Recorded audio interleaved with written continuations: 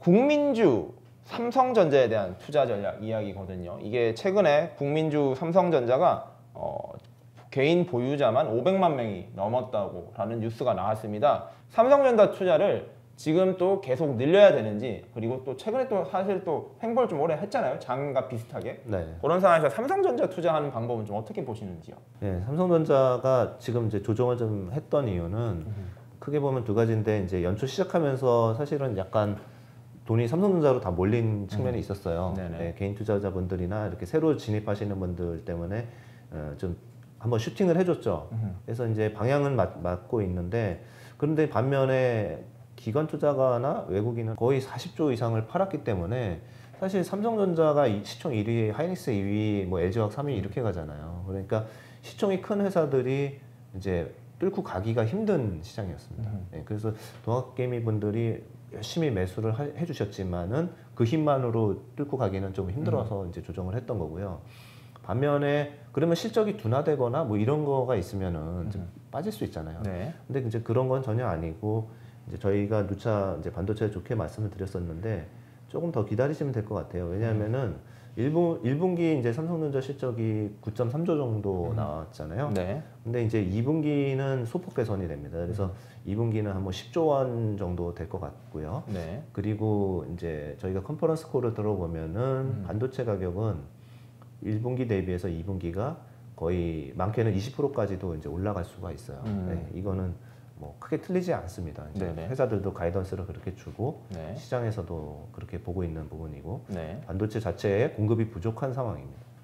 그래서 지금 이제 2분기까지는 그 정도 조금 이제 이익이 늘어나지만, 이제 또 3분기는 거의 14조 원 이상으로 이제 잡혀 있어요. 네, 그래서 이런 이제 가격 인상 효과들이 어닝으로 떨어지는 게 결국은 이제 2분기에서 3분기 사이에 다 잡히는 겁니다. 그래서 결과적으로는 사이클이 괜찮아요. 네네. 그렇게 따지면은 삼성전자에 이어 시총 2위면서 같은 반도체 쪽을 하고 있는 SK 하이닉스도 같은 느낌으로 봐야 될지요? 아니면 좀 구별을 필요한지요? 사실은 이제 하이닉스는 뭐 종목을 추천을 드리는 건 아니고, 그렇죠. 이제 업황을 좀 네네. 말씀을 드리면은, 하이닉스 같은 경우는 반도체잖아요. 그냥 거의 그냥 다 삼성전자는 반도체도 있고 스마트폰, 가전 이렇게 나눠져 있는데 반도체인데 그 반도체에 대한 모멘텀은 하이닉스가 더 큽니다.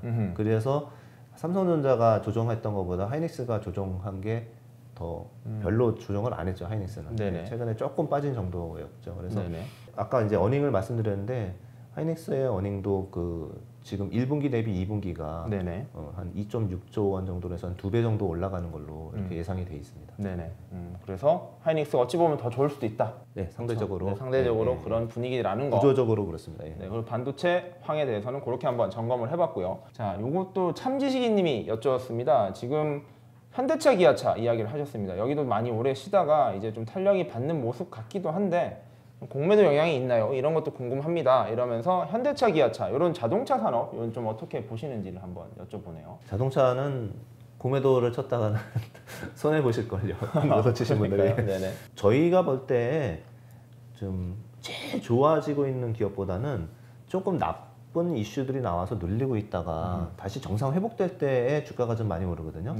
자동차도 그런 쪽이에요. 아까도 계속 말씀드린 것처럼 자동차가 수요가 나쁜 게 아니거든요. 사고 싶은데 아니 예약을 하면은 뭐 6개월 있다 준다 그러고 그렇습니다. 인기 있는 모델이 그래요. 근데 이제 현대차, 기아차 요새 차 나오는 거 다 보셨잖아요. 뭐 전기차가 됐건 뭐 수소차가 됐건 신차가 됐건 나오면은 대기가 그냥 바로 3개월에서 6개월 바로 걸려요. 그리고 항상 첫날의 판매량이 역대 최고치가 나와요. 그러니까 예약 주문이죠. 예약 주문이. 그 얘기는 뭐냐면 잘 만들고 있는 거예요. 잘 만들고 있고 디자인도 예쁘고 성능도 괜찮고 이런 상황입니다. 이런 상황인데 왜 못 뚫고 가냐? 그거는 일단은 수량이 나와야 되거든요. 가격은 꾸준히 올라갔어요. 왜냐하면 신차가 나오면은 할인을 항상 해줘요. 특히 미국 시장 같은 경우는 300만 원, 200만 원 그렇게 항상 보조금을 주듯이 할인을 해줍니다. 그게 이제 진짜 가격이잖아요. 그런데 신차가 나오면은 할인폭이 거의 없어요. 그러니까 가격도 올라가고 있는 거예요. 다 좋은데 물량만 모자른 거죠. 그러면은 물량이 이제 해소가 되는 거는 결국은 한 7월, 8월부터는 반도체 수급이 풀리니까 그때부터는 그동안은 못 팔렸던 차까지 한꺼번에 팔린다고 생각하고요. 그러니까 지금은 절대 파시면 안 되고 오히려 이제 매집을 하셔야 되는 단계다 이런 생각이 듭니다. 네. 그렇군요. 네, 뭐 역시 자동차도 괜찮다라고 말씀을 해주시는데요. 자, 그러면은 지금 이 시점에서 좀 조심해야 되는 섹터, 좀 이런 데는 좀 예의주시해야, 좀 조심을 해야 된다. 네. 이런 데도 좀 있을지요.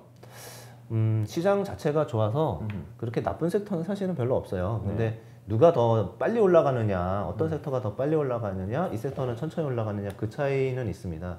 근데 굳이 이제 조금 이제 그래도 리스크 관리해야 된다고 생각되는 섹터는 그런 거죠. 지금이 어닝이나 이런 마진에서 있어서 네. 과거 뭐 5년, 10년 놓고 봤을 때 너무 높아서 피크를 달리고 있을 때 이럴 때는 조금 이제 몇 분기가 피크일까 이런 생각을 하셔야 돼요. 근데 이제 과거에도 저희가 이제 2018년도에 삼성전자가 이익이 엄청나게 났을 때 삼성전자가 그때 D램 반도체만 띄워놓고 보면은 마진율이 65%를 찍은 적이 있어요. 65%요? 네. 그게 뭐 제약도 아니고 원재료도 있고 이제 어마어마한 설비가 투자되는 건데도 OP 마진이 65%가 나온 거는 사실 역대급이었거든요. 네네. 그리고 이제 그때부터 주가는 빠지기 시작을 했어요. 왜냐하면 조금 빨리 움직이는 IT 특성도 있긴 하지만 네네. 그게 유지가 될 수 없는 거거든요. 네네. 그리고 난 다음에 삼성전자 이익도 반 정도 그 다음에 빠졌죠. 네. 그런 거와 같이 지금 마진이 과거 평균 대비 너무 높은 고공행진을 하고 있거나 그게 조금 일시적인 섹터들은 좀 조심해서 보셔야 될 것 같아요. 그리고 지금 이 섹터가 나쁘다는 건 아닙니다. 왜냐하면 지금 정확하게 지금 나쁘다라는 말씀도 아닙니다. 그런 것들을 아마 과거랑 비교해 보시면은 지금 많이 나오고 있는 회사들이 화학 업종이 좀 많이 나오고 있고요. 과거 대비. 네.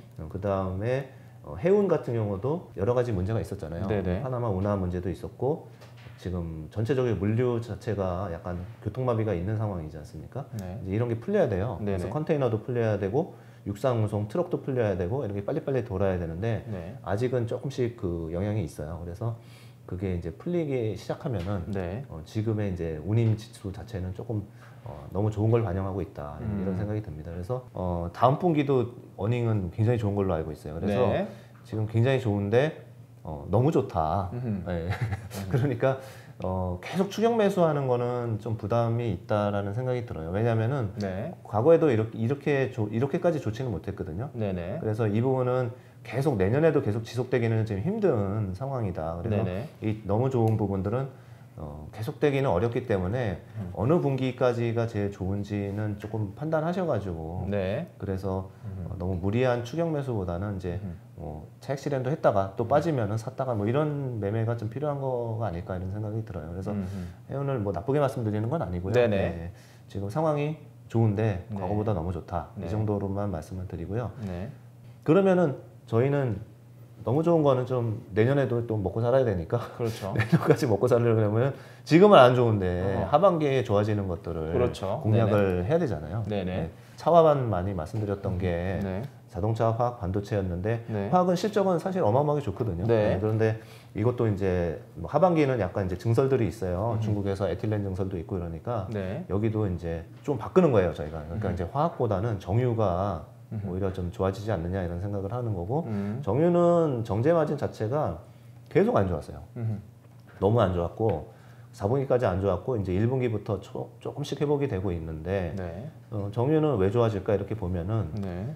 정유가 이제 원유를 정제해가지고 쓰이는 게 뭐 납사도 만들고 네. 그 다음에 두 가지가 더 중요하죠. 뭐냐면은 항공유, 그 다음에 자동차용 휘발유 네. 이쪽이 비중이 굉장히 큽니다. 그런데 자동차는 지금 뭐 미국에서 다 돌아다니긴 하지만은 네. 그래도 회복하고 있는 상황인 거고 네. 그 다음에 안 돌아가고 있는 게 이제 항공유. 네, 왜냐하면은 미국에서 이제 내수에서만 비행기가 왔다 갔다 하는 거지. 네. 뭐 미국에서 영국 가고 한국 오고 이렇게 활발하게는 못하니까요. 못하고 있는 거잖아요. 네네. 그러니까 이런 부분들이 지금 이제 백신이 지금 1억 명 정도가 미국에서 맞았으니까 네. 뭐 6월, 7월이면은 사실상은 이제 집단 면역에 들어가는 거거든요. 네네. 그렇게 되면은 일단은 내가 주사를 맞았다. 백신의 여권을 가지고 해외를 가면은 네. 자가격리가 안 되는 거죠. 네네. 우리나라도 자가격리 풀거든요. 백신 다 맞고 온 외국인에 대해서. 이제 그런 수혜주를 찾아보면은 그게 제가 보기엔 정유부터 시작이 돼요. 정유부터요? 네. 네네. 항공사들이 이제 다시 원활하게 운항을 하게 되면은 그 제트유라는 그 항공유가 마진이 좋거든요. 네네. 네, 그래서 그쪽이 좋아지는 기여를 많이 할 거예요. 그래서 전반적으로 다 이제 정유사의 정제 마진들이 제일 나빴던 구간 통과했고 2분기부터 좋아지고 3분기 계속 좋아질 겁니다. 그래서 좀 앞으로 좋아질 것 찾자라는 측면에서 그걸 말씀을 드렸고요. 네. 그 외에 또 같은 개념으로 한번 컨셉을 잡았으니까 네. 계속 말씀을 드리면은 그 다음에 그런 백신 여권 들고 어디로 갈 거냐라고 생각해 보면은 일단 면세점 네. 여행을 시작을 하셨으니까 네네. 그 다음에 한국에 있는 카지노 그 카지노도 이제 원활하게 올 거고요. 그리고 이제 여행주도 있는데 여행주는 조금 더 뒤로 보낼게요. 왜냐하면 여행주는 해외에서 들어오는 것보다는 국내에서 해외 패키지 여행을 나가는 거기 때문에 네. 그거는 내년입니다. 내년이기 때문에 거기도 뭐 수혜가 있겠지만 조금 뒤로 밀어놓고요.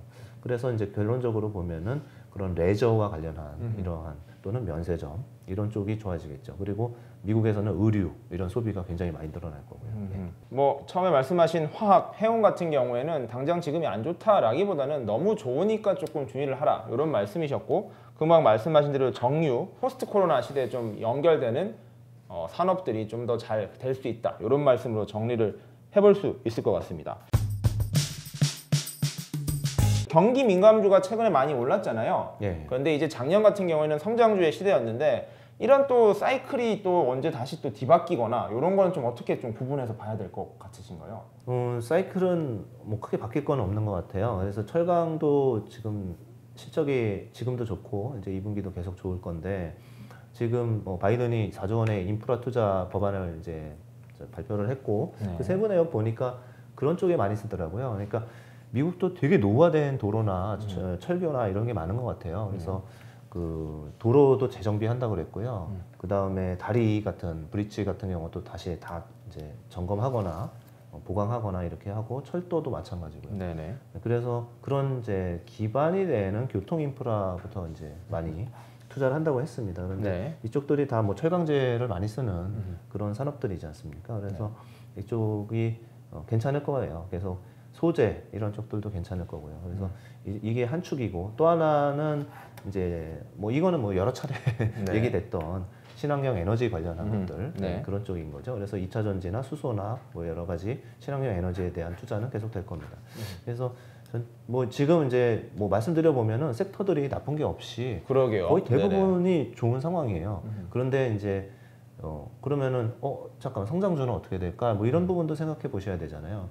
근데 뭐 바이오도 성장주로 넣고 이렇게 봤을 때 성장주가 또 올라가는 국면이 분명히 있을 거예요. 근데 저희가 볼 때는 그 국면은 한 3분기 정도 온 것 같습니다. 네네. 네, 3분기. 그리고 방어주도 3분기에서 4분기 정도 이렇게 올라갈 건데 그 근거를 좀 말씀드리면은 네. 지금 저희가 볼 때 지금에 남아있는 리스크나 시장에 대한 노이즈는 뭐냐면은 물가가 너무 빠른 속도로 오른다라는 거거든요. 그러니까 지금 5월, 6월에 이제 FOMC나 이런 쪽 할 때 뭐 테이퍼링 얘기 또 나올 거고 네. 물가가 이렇게 올라가고 그 다음에 국채 금리가 이렇게 올라가면은 이제 테이퍼링 해야 되는 거 아니냐라는 얘기를 할 거예요. 근데 저희가 이게 전혀 새로운 얘기는 아니잖아요. 그렇죠. 네. 네. 벌써 3월 달에 조정할 때 그때도 그 이 항상 비밀이 있던 똑같이 이야기죠. 똑같이 고 테이퍼링 얘기 나온다 이렇게 수많은 유튜브에서 얘기를 하셨어요.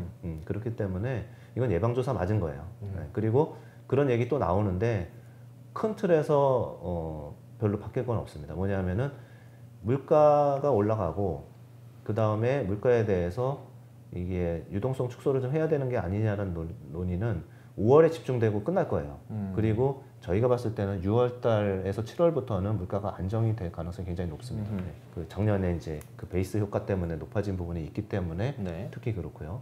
그래서 이렇게 좀 안정이 되면은 금리가 빠른 속도로 올라가다가도 3분기부터는 조금 둔화될 수가 있어요.